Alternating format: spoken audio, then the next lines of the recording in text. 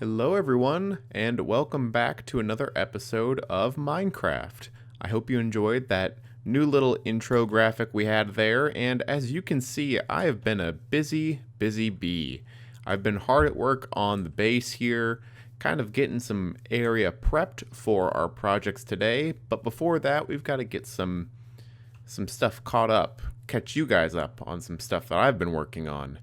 You can probably tell by my hotbar that we've got some new tools.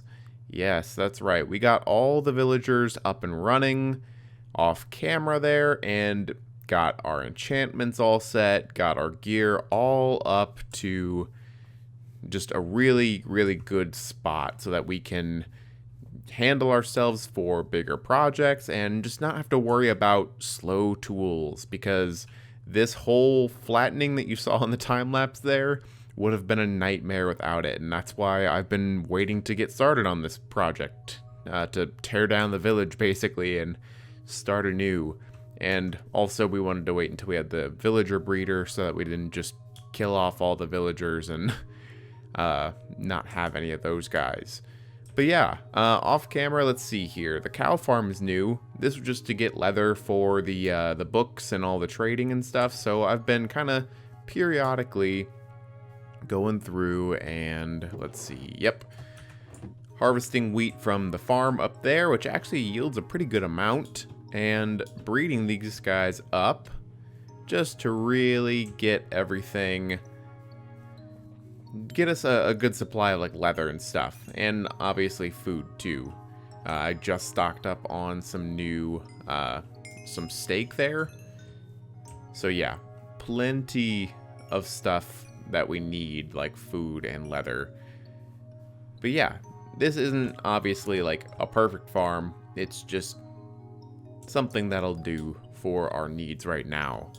And if we walk on up here, yeah, we got all the villager stuff set up and working, and got all these guys pretty much, I think, all up to the master level and cured and turned into zombies.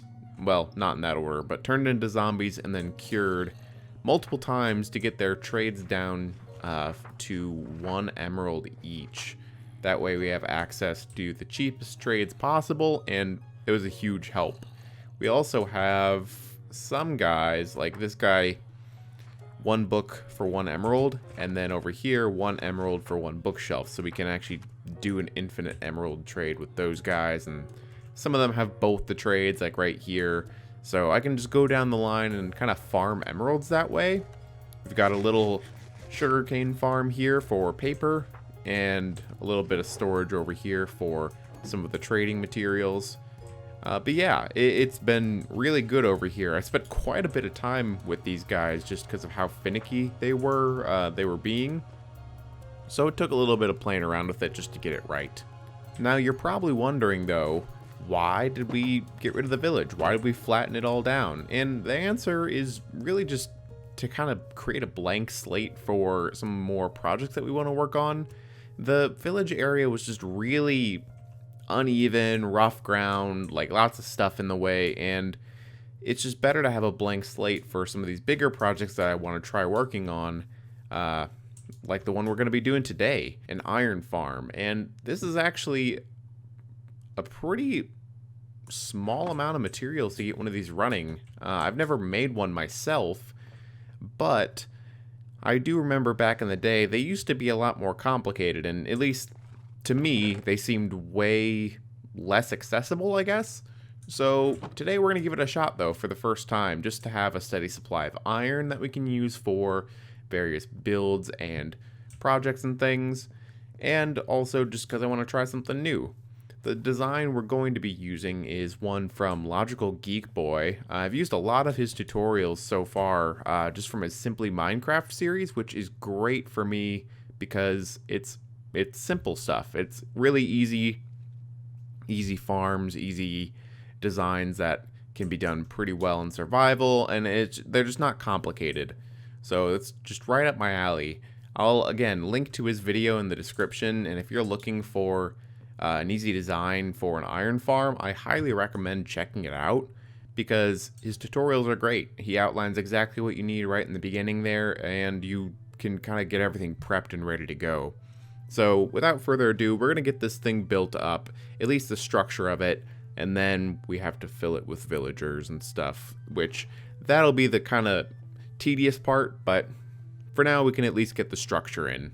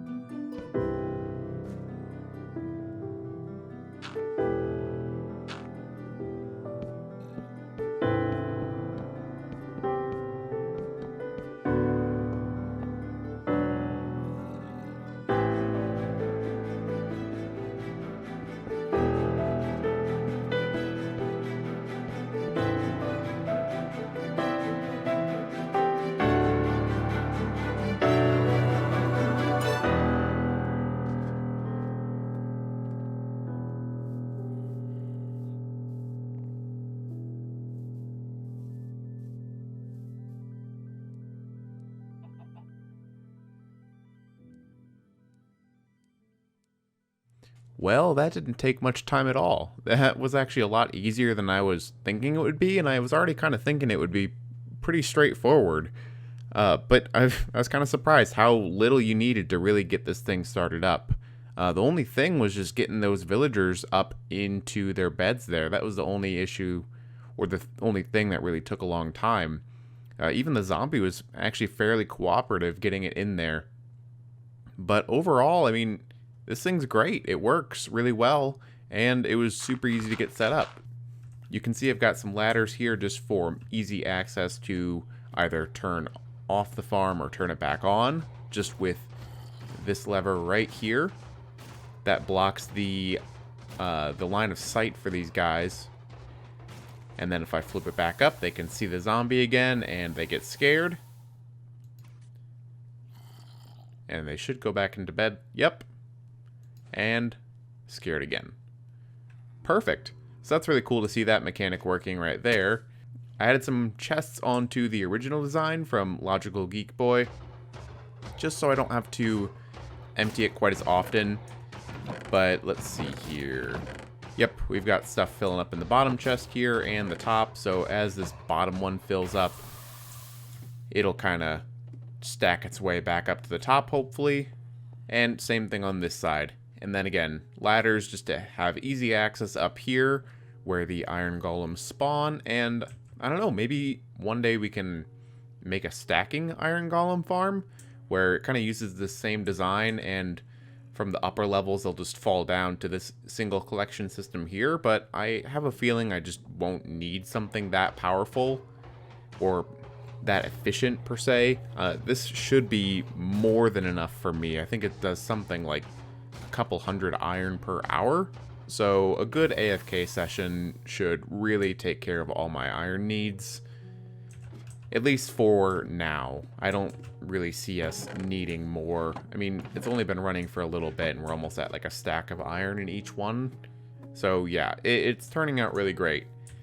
And yeah, I did a little bit of decoration there, but I didn't want to go too crazy with it because anything that isn't like glass or like how the buttons are on those sticky pistons there, anything like that means it's a potential spawning space for these iron golems, and I didn't want to mess the farm up. But overall, I'm happy with how it looked. The stained glass kind of, I don't know, it adds to the whole kind of theme that's going on around the base here.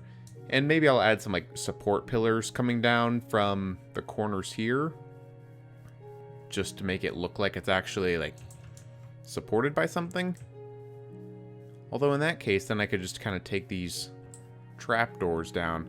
I don't know. I'll leave it for now. We'll kind of play around with the idea, but this is more one of those things that's more about the function than the form, so I'm not too concerned with it looking nice. I've kind of come to terms with the fact that this base is probably going to be more like function focused, where, you know, things can look nice, and I would love for things to kind of be decorated, kind of like the villager breeder over there and the farms and all that. Like, it's not necessarily the most efficient design, but it does look good. But with this, I think it looks perfectly fine. It's not like we built it out of dirt blocks or anything like that. But yeah, I am really happy with that. Alright, I added those little supporting legs, and I actually really like that a lot. And I think what I'm gonna do is probably AFK for a little bit, kind of see what we can get from the farm here. And once we come back, I think we have to do something about these horses over here. Now, this is the one thing I left up from the whole village teardown, because I do intend, well, I do use this guy, and I do intend on breeding them up and trying to get some better horses, maybe find a donkey, get some mules, because I think I'm going to try to kind of draw out the early game stuff a little bit. I don't want to get Elytra right away, just because I want to enjoy the kind of early game, riding the horses around. It kind of feels a little more immersive to me. So I want to get those guys and kind of use them as my main means of transportation long distance. And we need to just have a better home for them. So I'm thinking maybe set up a barn like right here, just so this whole thing isn't just, you know, in our nice newly flattened terrain here for bigger kind of farm projects like this. So for right now, let's go to sleep. We'll dig a hole underground, just right underneath the farm, kind of bury ourselves in it, right over in the center here. And we'll go ahead and go AFK for a bit and see what we get from the farm. Well, hello there, dude. Do you have anything interesting for me? You sure don't. Sorry, buddy.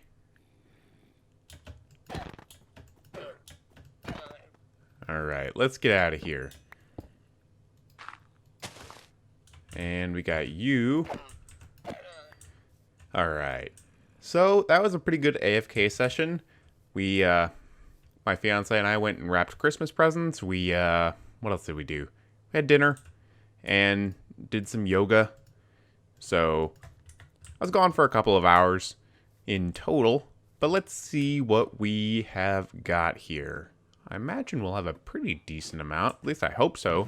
Hey, that's pretty good. And we can probably expect a similar amount over on the other side. So, this is great. This is honestly more iron than I need right now. So, I'm just going to let this kind of keep running for now, because why not? And I think what I'm going to do is go ahead and get working on kind of laying the foundations out for this barn stable thing. I don't think we're going to finish it in this episode just because, I don't know, time.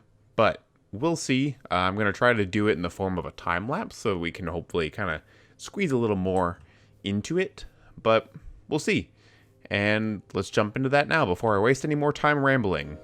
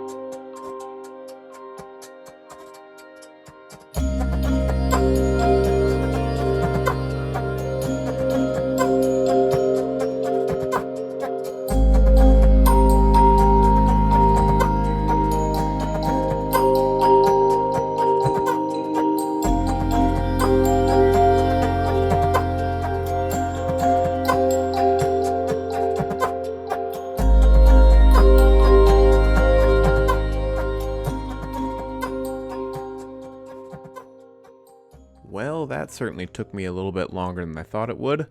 It took me a long time to really get the roof shape down there. I had an idea of what I wanted, but just getting the curvature right and the overhang and how it kind of flares up on the end there, like I knew what I wanted in my head, but actually getting it and translating it into the whole block shape here was a little tricky. You probably saw me back and forth with the layout of it in a time lapse quite a bit there, but overall I'm really happy with how it turned out. It might be a little too neat and perfect just because of how big it is, so I might come back through and kind of texturize it there, and of course we need to add walls, but I think I'm going to save that for the next episode.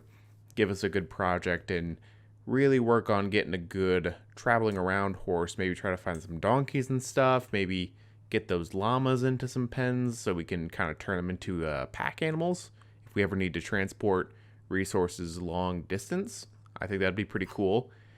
But overall, I'm really happy with how this turned out. I haven't tried a roof shape this complex in a while, so I'm happy I did it, and I'm looking forward to trying to get this thing fully finished up in the next episode. But if you stuck around this long and you enjoyed the video, thank you very much for watching. Consider leaving a like or subscribing. It really does help out, and I will see you guys in the next episode. Bye!